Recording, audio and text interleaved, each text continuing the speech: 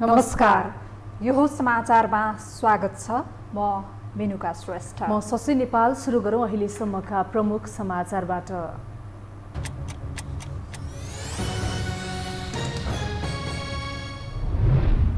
मन्त्री परिषद विस्तारमा महत्त्वपूर्ण नेता छुट्दा दुःख लागेको प्रधानमन्त्री देउवाको भनाई। गठबन्धनको बाध्यता बुझिदिन आग्रह। उपयुक्त समयमा जिम्मेवारी दिने प्रतिबद्धता।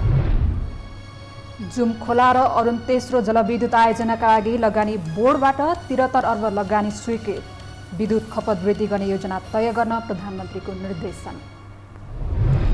दशैंलाई लक्षित गर्दै खाद्य संस्थानद्वारा खसी बोका बिक्री सुरु। प्रति केजी 640 रुपैयाँ मूल्य निर्धारण। बजारमा भन्दा सस्तो र सहज भएको उपभोक्ताको प्रतिक्रिया।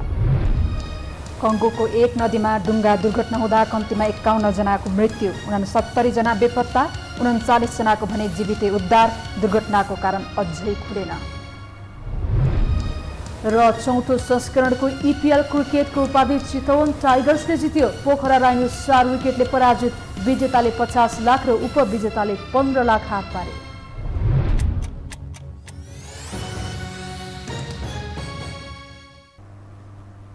अब समाचार विस्तारमा। प्रधानमन्त्री तथा कांग्रेस सभापति शेरबहादुर देउवाले मन्त्री परिषद विस्तारमा महत्त्वपूर्ण नेता छुट्दा दुःख लागेको बताउनु भएको छ। स्कुल अफ डेमोक्रेसी अमेरिका शाखाले प्रकाशन गरेको विश्वेश्वर कोइराला शताब्दी सन्दर्भ पुस्तक बालुवाटारमा विमोचन गर्दै देउवाले यस्तो बताउनु भएको हो। प्रधानमन्त्री देउवाले गठबन्धनको बाध्यता बुझिदिन पनि आग्रह गर्नु भएको छ।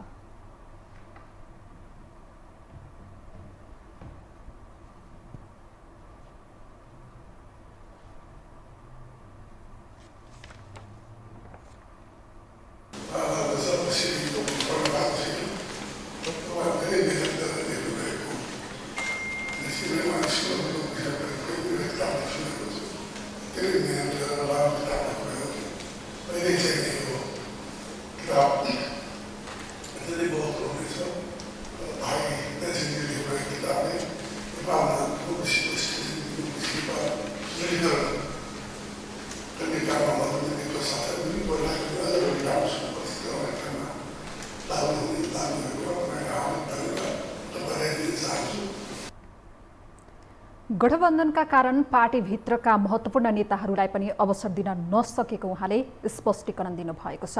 मन्त्री परिषदमा छुटेका नेताहरूलाई उचित भूमिका दिने उहाँले बताउनुभयो।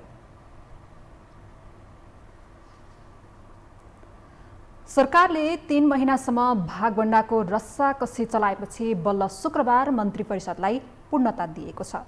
तर मन्त्रीमण्डलमा नपरेको भन्दै गठबन्धनको नेतृत्व गरेको नेपाली कांग्रेस सहित सबै दलमा असन्तुष्टि देखिएको छ। एक रिपोर्ट। नेपाली कांग्रेसका सभापति शेरबहादुर देउवाले सरकारको नेतृत्व सम्हालेको 88 दिनपछि शुक्रबार मन्त्री परिषदलाई पूर्णता दिए। 16 मन्त्री र 2 राज्य मन्त्री थपेर सरकार विस्तारलाई पूर्णता दिएका देउवाले आफ्नै पार्टीका नेताहरूलाई भने सन्तुष्ट पार्न सकेनन्। गैर सांसद गजेन्द्र बहादुर हमाललाई आपूर्ति जस्तो खास मन्त्रालय दिएर कांग्रेसकै कोटाबाट मन्त्री बनाएको बताउने देउवाले कांग्रेसकै केही आकांक्षी अनुहार छुटाएपछि सार्वजनिक रूपमै दुःख मनाउ गरिएको छ। नेपाली कांग्रेसकी नेत्री सुजाता कोइराला पहिलेदेखि नै परराष्ट्र र रक्षा जस्ता मन्त्रालयमा जानुपर्ने आकांक्षा देखाइरहेकी थिइन्। कांग्रेसको संस्थापन इतर पक्षबाट सरकारमा सहभागी हुनेमा लगभग ढुक्क बनेकी उनले वरिष्ठ नेता रामचन्द्र पौडेल र महामन्त्री शशाङ्क कोइराला लगायत समूहको नेतृत्व गरिरहेका नेताहरूसँग त्यही खालको दबाव समेत दिइरहेकी थिइन्। तर शुक्रबार विस्तार भएको मन्त्री परिषदमा नेताहरूले अर्कै नाम पठाएपछि नेतृत्वसँग असन्तुष्टि जाहेर गरेकी छिन्। जब देउबाजीले छोडेर जानुभयो, जो उहाँलाई साथ दिएका थिए, जो फर्केर आए, जो अहिले पनि त्यही मान्छेहरू मन्त्री भए होइन। खै त तपाईँहरूको त केही पनि रहेनछ भने मैले किन छैन, हाम्रो पनि छ बडुजी बाहेक भन्ने पनि भने है। मैले सोचेकै थिइनँ त्यो कुरा।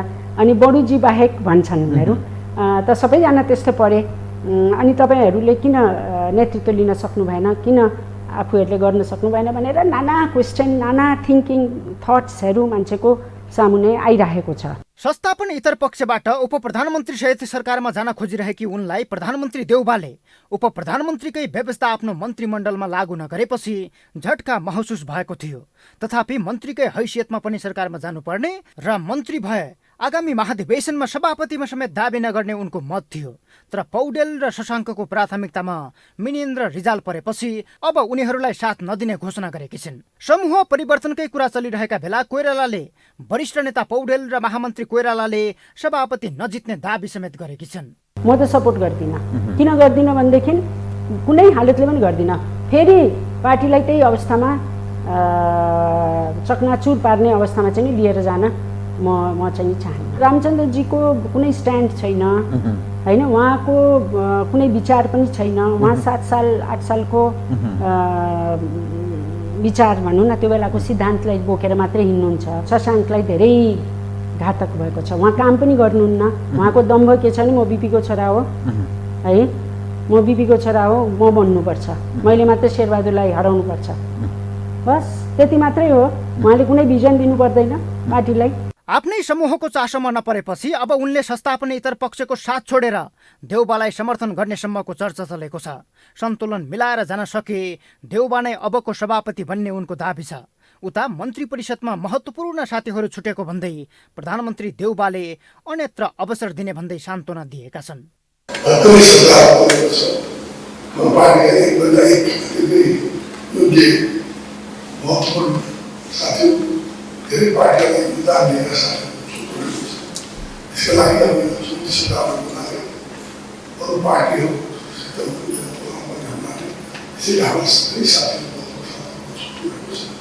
मन्त्री परिषदमा ठाउँ नपाएको भन्दै काङ्ग्रेसमा मात्रै होइन अन्य राजनैतिक दलमा समेत असन्तुष्टि जाहेर भएका छन्।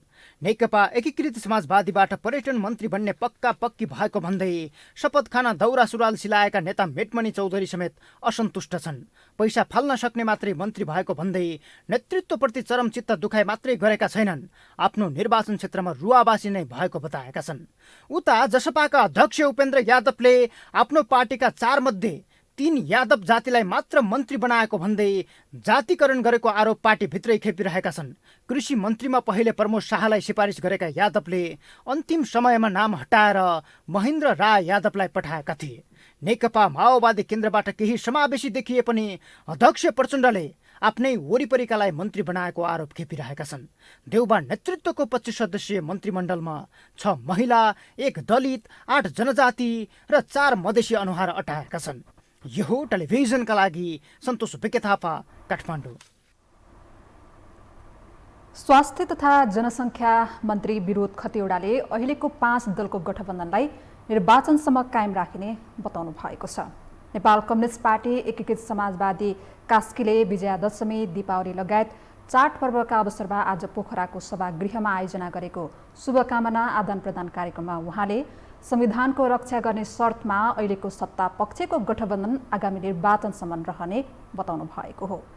नेता खतिवडाले नेकपा एमाले र सो पार्टीका अध्यक्ष केपी शर्मा ओलीमा राजनैतिक विचलन आएको र व्यक्तिवादी प्रवृत्ति हावी भएकाले आफूहरूले विद्रोह गरी कम्युनिस्ट आन्दोलनलाई बचाउन नयाँ पार्टी बनाएको जिकिर गर्नुभएको छ।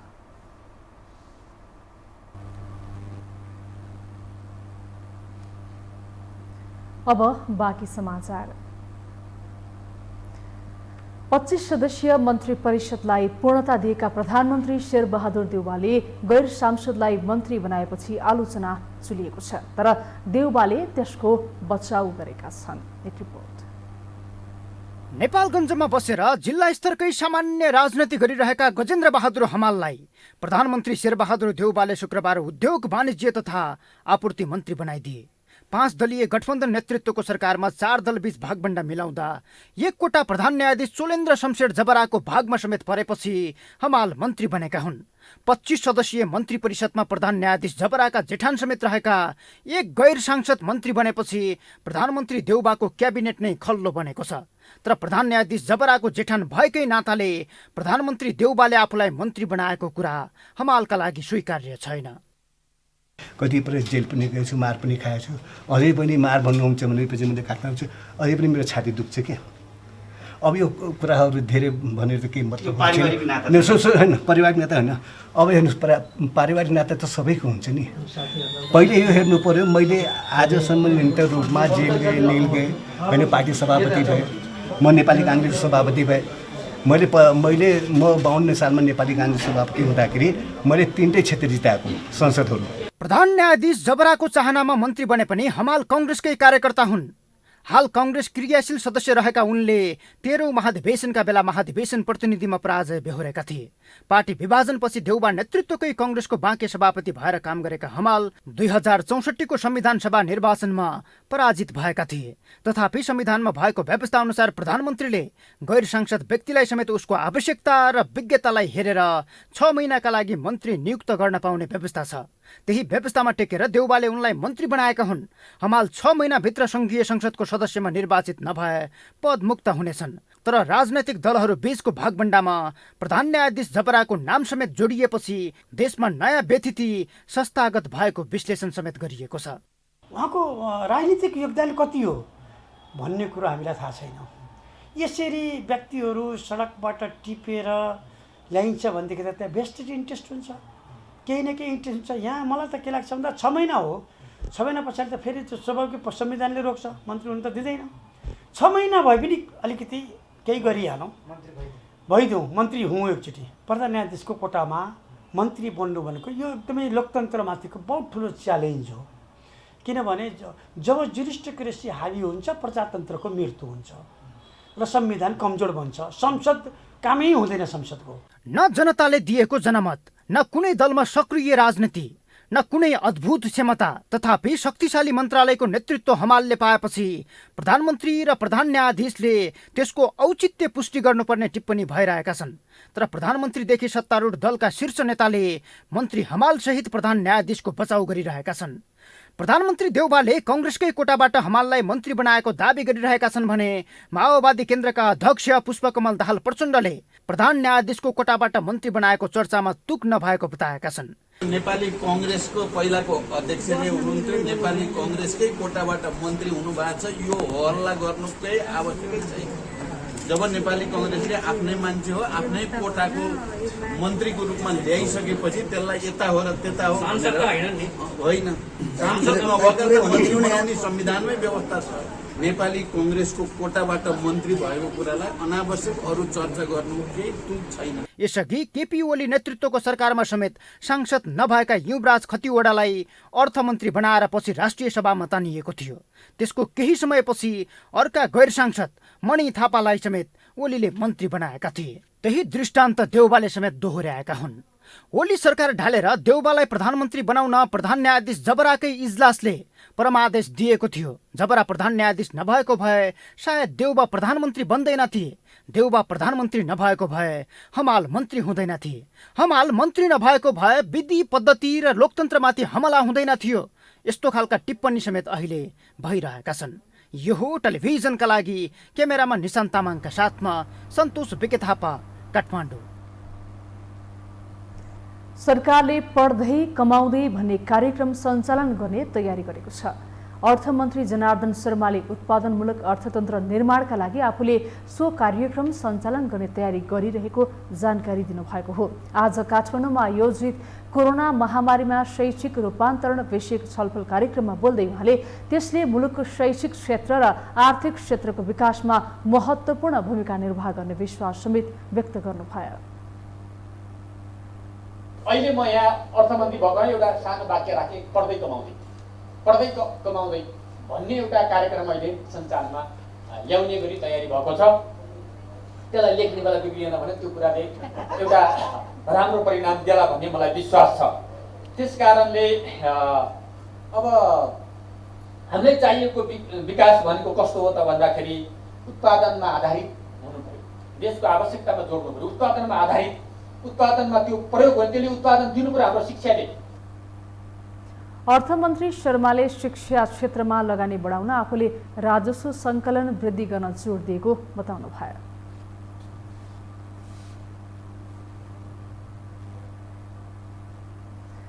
लगानी बोर्डले जुमखोला र अरुण तेस्रोको लगानी स्वीकृत गरेको छ। आज प्रधानमन्त्री निवास बालुवाटारमा प्रधानमन्त्री सहित बसेको लगानी बोर्डको 48औं बैठकले जुमखोला र अरुण तेस्रोको लगानी स्वीकृत गरेको हो।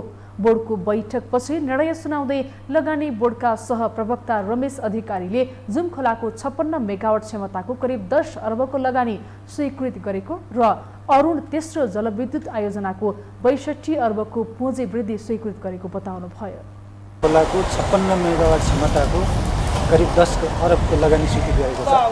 त्यसै गरी अरुण तेस्रो जलविद्युत आयोजनाको पुँजी वृद्धि 62 अर्बको पुँजी वृद्धि स्वीकृत गरेको छ।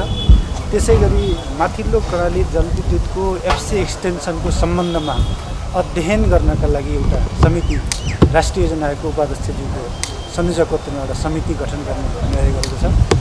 त्यसै गरी सम्राट सिमेन्ट र UT1 माथिल्लो त्रिशुली 1को सेयरको स्ट्रक्चर परिवर्तन सम्बन्धी निर्णय गरेको छ। बैठकमा प्रधानमन्त्री शेरबहादुर देउवाले विद्युत खपत वृद्धि गर्ने सम्बन्धी दीर्घकालीन योजना तय गर्दै लगानीको वातावरण बनाउन र छिटो छरितो रूपमा कार्य सम्पादन गर्न सबै निकायलाई निर्देशन दिनुभएको थियो।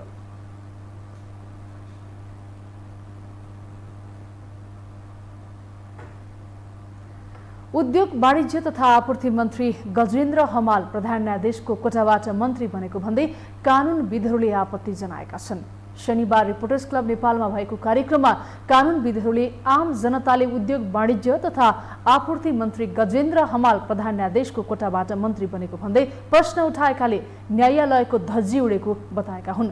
कार्यक्रममा बोल्दै कानुनविद दिनेश त्रिपाठीले प्रधान न्यायाधीश चोलेन्द्र शमशेर जबराले न्यायपालिकामाथि अपूर्णीय क्षति गरेको बताउनु भयो।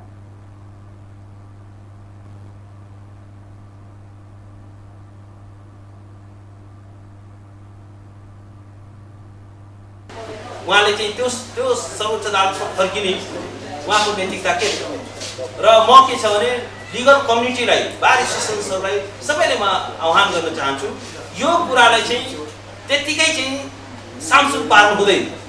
यो भनेको चाहिँ के छ भने यो सुरुवात हो। यदि यसले मान्यता पायो भने, यदि यसमा चाहिँ के छ भने यदि यो कुरामा चाहिँ जवाबदेहिता खोजिएन भने चाहिँ के छ भने अब चाहिँ के छ भने यो संविधानलाई अब कसरी बचाउनु सक्छ, यो चाहिँ के छैन हामी एउटा ब्ल्याक होलमा पस्यो।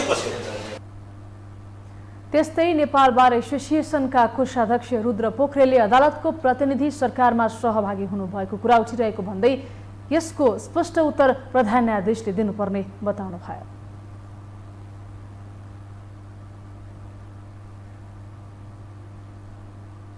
सरकारमा हुनुहुन्छ भने सरकारमा नियुक्ति भयो भने मेरो अलिकति धारणा अलिकति पृथक छ। यो प्रधान न्यायाधीशको प्रतिनिधि होइन, यो सिङ्गो अदालतको प्रतिनिधि। यो प्रधान न्यायाधीशले मात्रै यसको जवाब दिने होइन, सर्वोच्च अदालतको सिङ्गो फुल कोर्टले यसको जवाब दिनुपर्छ र मुख्यतया बिग सिक्स बिग फाइभ वरिष्ठतम 5 जना न्यायाधीशहरू पहिला।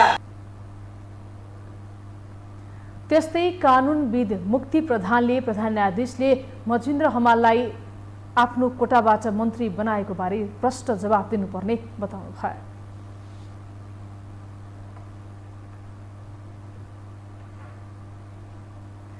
हामीसँग समाचार बाँकी नै छन्, अहिलेलाई विश्राम।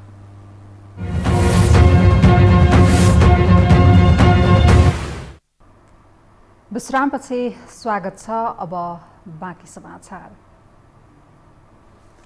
कांग्रेस सभापति शेरबहादुर देउवा नेतृत्वको सरकार गठन भएको 88 दिनपछि शुक्रबार पूर्णता पाएको छ। देशले दशैंको पूर्व सन्ध्यामा 2 राज्य मन्त्री सहित 16 मन्त्रालयमा विभागीय नयाँ मन्त्री पाएको छ। राजनीतिक परिवर्तनका संवाहक आम नागरिकमा भने राज्य संयन्त्रमा भइरहेको हेरफेर वा परिवर्तनप्रति खासै चासो छैन। एक रिपोर्ट। केपी ओली नेतृत्वको सरकारले नागरिकले चुनेको स्थायी सरकारलाई बलि चढाएपछि परिस्थितिले पुनः राज्यको बागडोर सम्हालेका शेरबहादुर देउवाले चर्को आलोचनापछि बल्ल बल्ल सरकारलाई पूर्णता दिन सफल भए। नयाँ सरकार गठन भएको 88 दिनपछि मात्र देउवाले मन्त्रीमण्डललाई पूर्णता दिए। 2 राज्य मन्त्री सहित 16 मन्त्रालयले नयाँ मन्त्री पाएका छन्। मन्त्री भएकाहरू खुसियाली मनाइरहेका छन् भने मन्त्री बन्ने चर्चा कमाएर अन्तिममा रिङ बाहिर परेकाहरू आफ्नो गुट छाड्नेदेखि पार्टी अध्यक्षको पुतला जलाउने सम्मको गतिविधिमा सक्रिय छन्। लामो राजनीतिक रस्साकसीपछि केही विवादास्पद त केही चर्चामा रहेका र नागरिकले केही गर्छन् कि भन्ने अपेक्षा गरेका नेताहरू पनि मन्त्री बनेका छन्। तर नेपालको राजनीतिक व्यवस्था परिवर्तनको ठूलो हिस्सा बनेका सर्वसाधारण भने पछिल्लो समय मुलुकको राजनीतिक परिवर्तन वा नेतृत्व हेरफेर प्रति चासो समेत राख्न छाडेका छन्।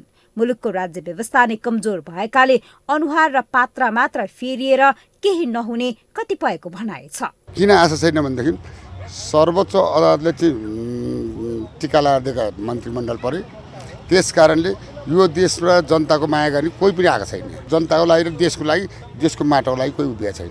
भोट दिउँ गल्ती गऱ्यौँ, मेरो सोचाइमा, मेरो मात्र होइन, अहिले सरसार गाउँघर वरपर दिउँ गल्ती गऱ्यौँ। कोही पनि तपाईँ जहाँ जानुहोस् कि त्यो किसानलाई सोध्नुहोस्, त्यो बटुवालाई सोध्नुहोस्, विद्यार्थीले सोध्नुहोस्, युवालाई सोध्नुहोस्, होइन महिलालाई सोध्नुहोस्, कसैलाई पनि यो चासो छैन क्या। किनकि नेता यति धेरै स्खलित भए, यति धेरै नाङ्गे जनताबाट जे आशा थियो, जे नारा थियो नि, त्यो नाराबाट यति बहिष्कृत भए जनताहरू, नेताहरू, त्यस कारणले कोहीबाट केही पाउन कि अब देशले एउटा आन्दोलन खोजेको छ। कोरोना कहरका कारण सुस्ताएको अर्थतन्त्र, आकाशिदो बजार भाउ, त्यसैमाथि राजनीतिक दल, दलभित्रको राजनीतिक भागबण्डा र आन्तरिक राजनीतिक किचोलोले हरेक क्षेत्र अस्तव्यस्त छ।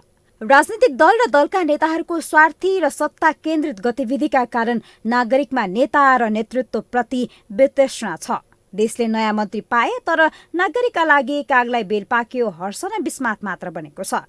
केही मन्त्रीहरूबाट आशा गरिए पनि देशको विकास र समृद्धिका लागि राज्य र राजनीतिको जग नै गतिलो हुनुपर्ने सर्वसाधारण बताउँछन्। अहिले बीचमा पनि मन्त्रीमण्डल सानो भए पनि चलिरहेको थियो, अहिले पूर्णता पायो। उहाँहरूको आफ्नो प्रक्रियामा भयो। देश र जनताको लागि त खासै त्यस्तो कुनै पनि चिजहरू होइन अपेक्षा हुने किसिमको त देखिँदैन। जनताको अपेक्षामा चेन्ज हुनलाई त तपाईँको घरको फाउन्डेसन ठिक भएपछि न बल्ल घर बिल्डिङ राम्रो हुने हो है। म त्यो कुरामा विश्वास गर्छु। नयाँ अनारहरू धेरै आएका छन्, उहाँहरूबाट धेरै अपेक्षा छ। अब पुराना गल्तीहरू नदोहोरियन् भन्ने जनताको चाहना र मेरो पनि त्यही चाहना छ। विदेशी राष्ट्रहरूमा जसरी निर्माण व्यवसायहरूलाई त्यति धेरै फेसिलिटी छ, नेपालमा त्यो छैन। निर्माण क्षेत्रलाई अलिकति सहयोग र अगाडि बढ्ने प्रेरणा दिन सक्यो भने निर्माणबाट नै हो पहिला देश बन्ने।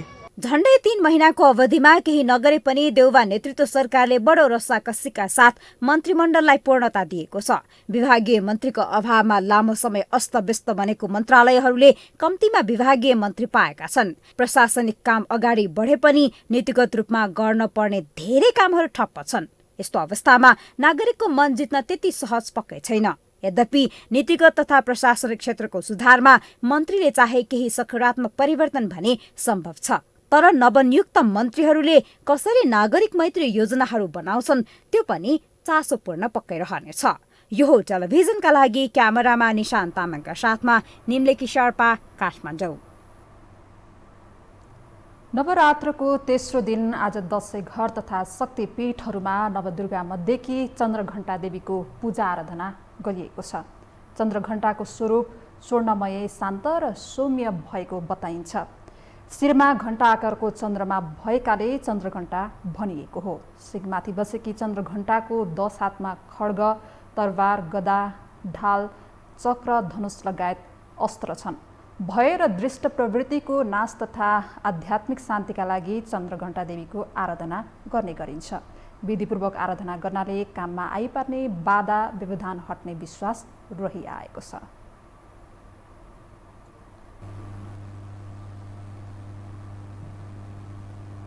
अब बाँकी समाचार।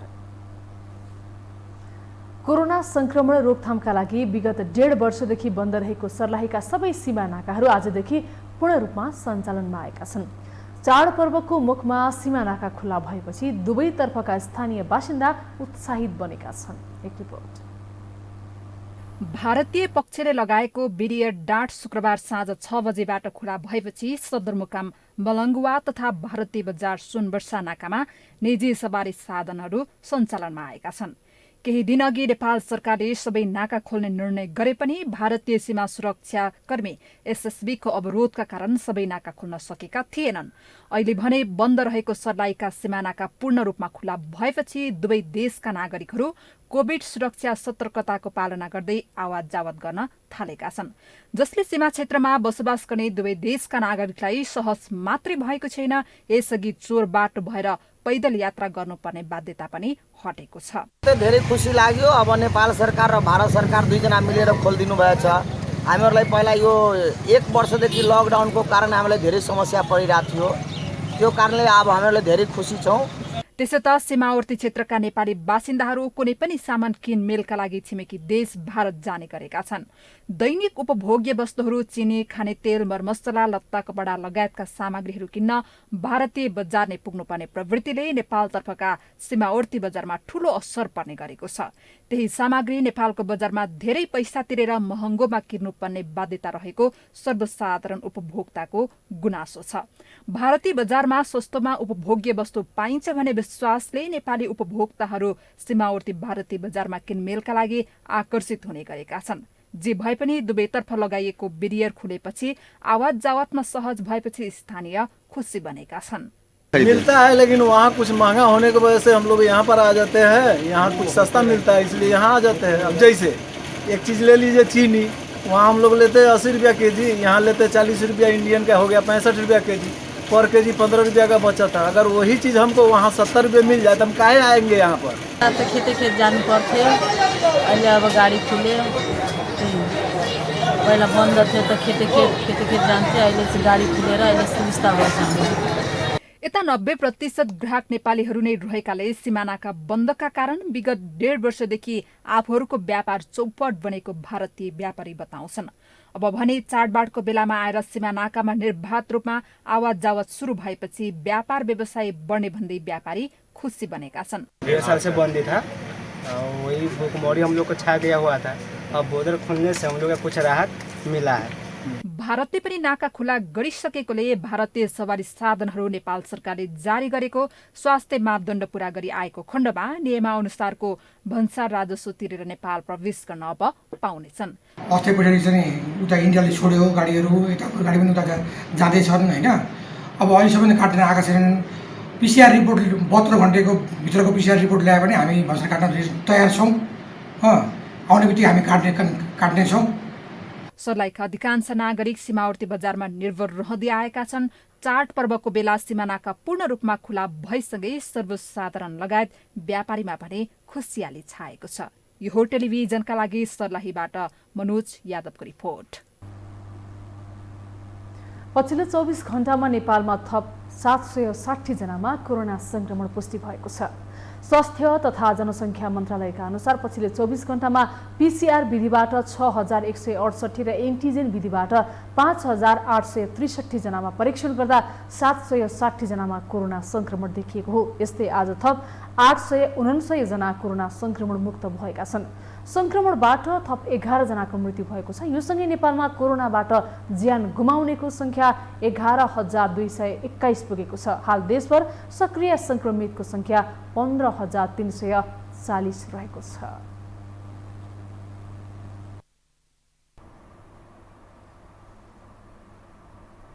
अब पालो अर्थ समाचारको।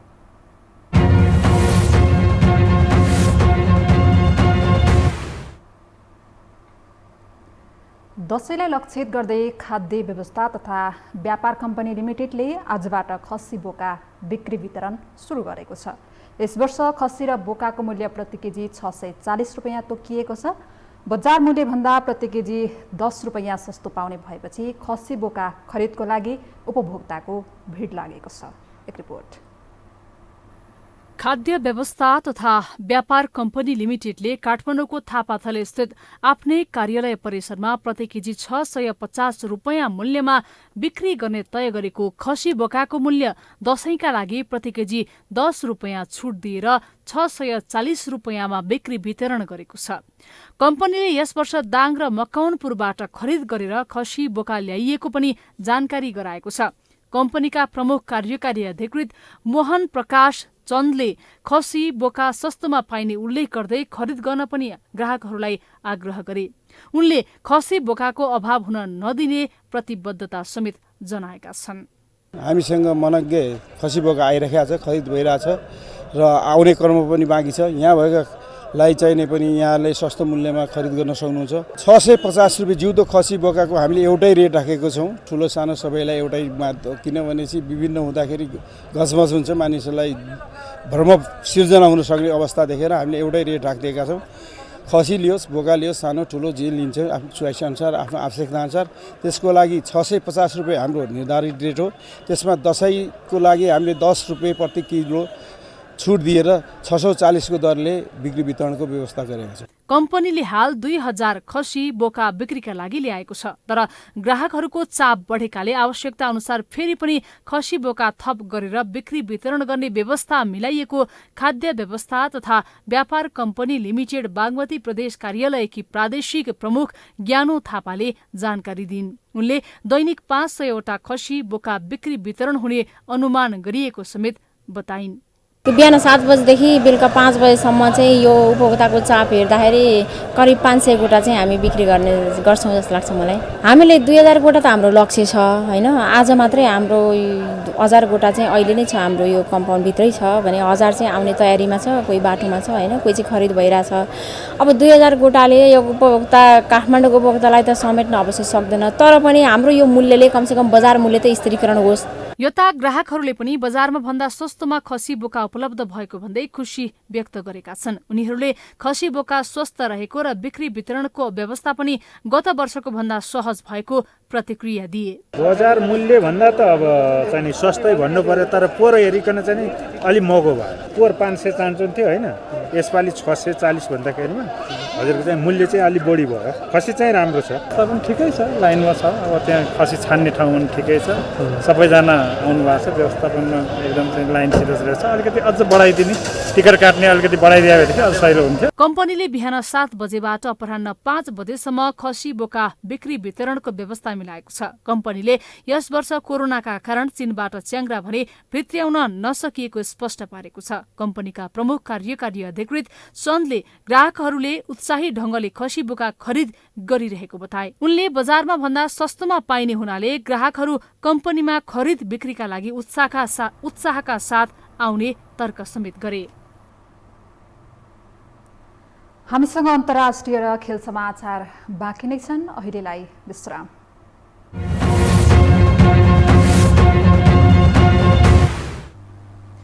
विश्रामपछि पुनः स्वागत छ। अब पालो अन्तर्राष्ट्रिय समाचारको।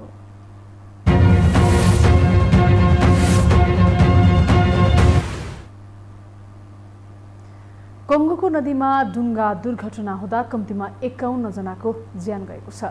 दुर्घटनामा अन्य 69 जना हराइरहेका छन्। अफ्रिकाकै ठूलो मध्येको एक कङ्गो नदीमा आज उक्त दुर्घटना भएको हो।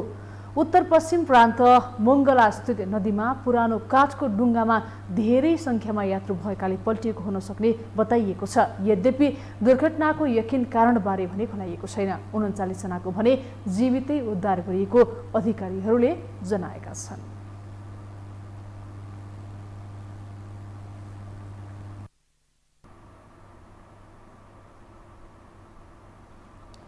अब पालो खेल समाचारको।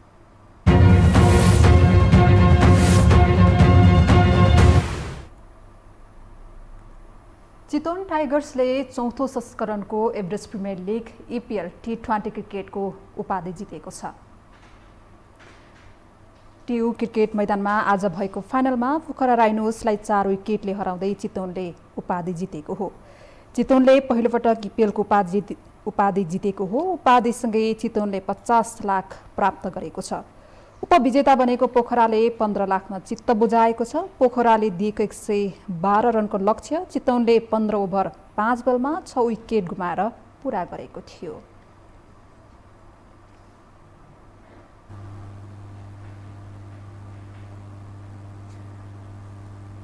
अब मौसम सम्बन्धी जानकारी।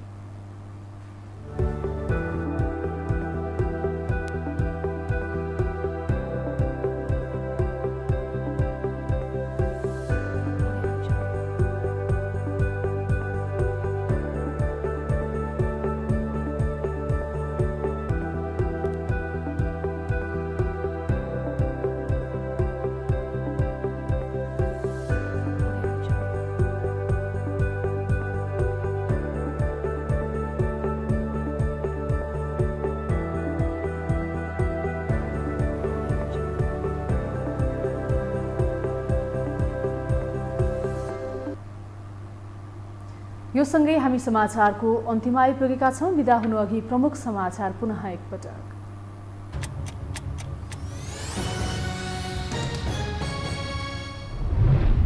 मन्त्री परिषद विस्तारमा महत्त्वपूर्ण नेता छुट्दा दुःख लागेको प्रधानमन्त्री देउबाको भनाई। गठबन्धनको बाध्यता बुझिदिन आग्रह। उपयुक्त समयमा जिम्मेवारी दिने प्रतिबद्धता। जुमखोला र अरुण तेस्रो जलविद्युत आयोजनाका लागि लगानी बोर्डबाट 73 अर्ब लगानी स्वीकृत। विद्युत खपत वृद्धि गर्ने योजना तय गर्न प्रधानमन्त्रीको निर्देशन। दशैंलाई लक्षित गर्दै खाद्य संस्थानद्वारा खसी बोका बिक्री सुरु।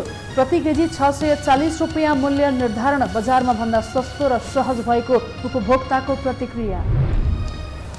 कङ्गोको एक नदीमा डुङ्गा दुर्घटना हुँदा कम्तीमा 51 जनाको मृत्यु, 69 जना बेपत्ता, 39 जनाको भने जीवित उद्धार। दुर्घटनाको कारण अझै खुलेन। र चौथो संस्करणको EPL क्रिकेटको उपाधि चितवन टाइगर्सले जित्यो। पोखरा राइनो 4 विकेटले पराजित। विजेताले 50 लाख र उपविजेताले 15 लाख हात पारे।